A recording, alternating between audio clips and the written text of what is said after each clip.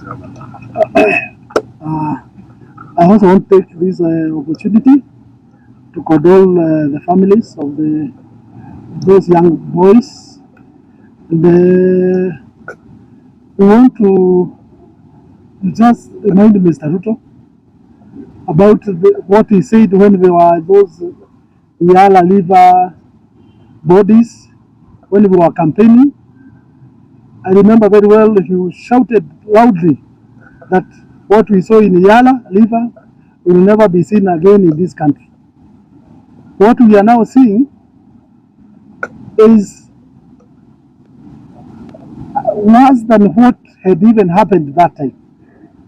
These are young people who only did something that is normal to young people, associating themselves with social media, which is not a big crime.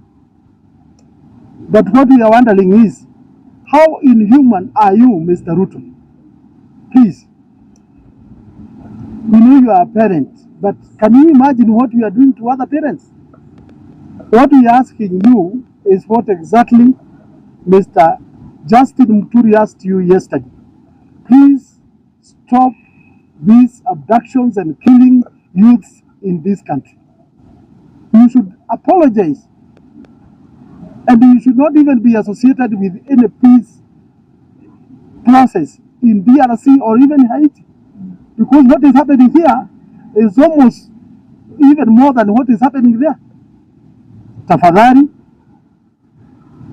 we are very ashamed to have been involved in campaigning for you to be elected as a president because of what is happening.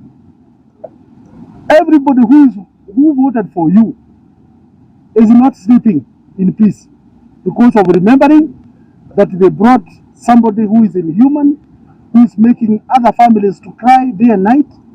And what I want to say, lastly, Bwana Ruto, tafadhali, mambo ya mauaji, mtu yote ashafanya vile wewe umefanya. Actually you should be packing, kwa sababu watu wote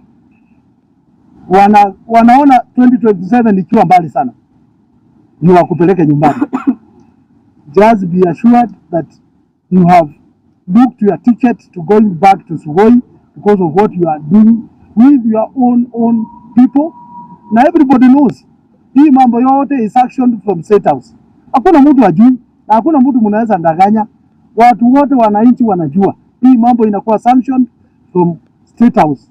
Hao watu wanasema ati hawajui askari, ni kweli. Askari wanajua lakini hawezi ongea.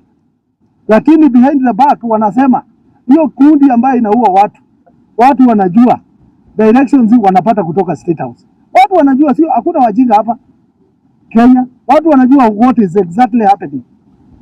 Na wewe tunataka kukwambia mambo tena hapa kwa mochari, tunasikia wengine wanafurugwa ati kwa sababu wameoneshana mili hapa. Tunataka kukwambia Sakaja, hii mochari ya Nairobi County, na hapa hakutakiwi kuwa ukora hata kidogo, because we are suspecting mili inafichwa hapa mpaka maneno ikichacha kotini inatokea tena, because as it is mili inakuwa discovered hapa kwa mochari namna gani, lazima ni kufichwa, inafichwa. Kwa hivyo city county should not associate themselves with the long doings of the police ambayo wanaua watu. Thank you. One thing, mshauri. Hapa pametaja mambo ya DRC na hata Haiti. I want the country to know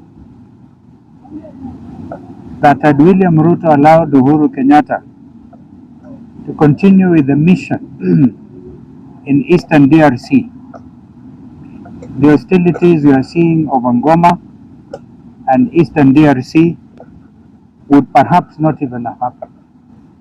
But because of bad faith, and it will be recalled that DRC joined the East African community, and the main reason for that integration, including Somalia thereafter, was to make sure there is peace in the region and therefore development. The process had to be moved to Angola What William Ruto did was to ensure that Uhuru Kenyatta was not facilitated because he was a chief mediator.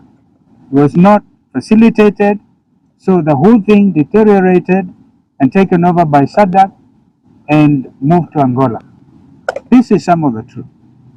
So don't even assume that William Ruto can go to Kinshasa. He can't. Our own embassy was touched. This is not the kind of international relations we expect to see in our country. Kenya has been respected internationally until now. Even that virtual meeting they wanted to hold, I'm sure they didn't, because Felix Tshisekedi, whom I personally know, said no. The first handshake ya Raila na Uhuru enabled me to go and negotiate between President Kabila and President Tshisekedi. And they formed a coalition.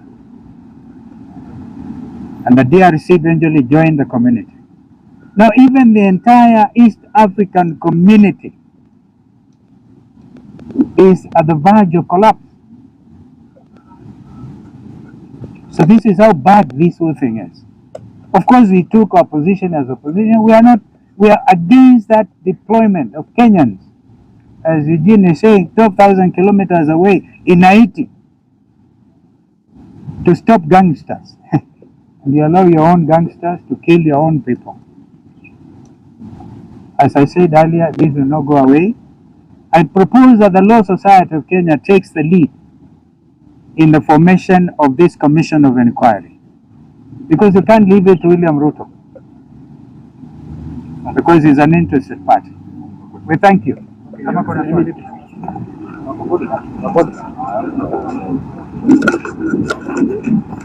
Yes.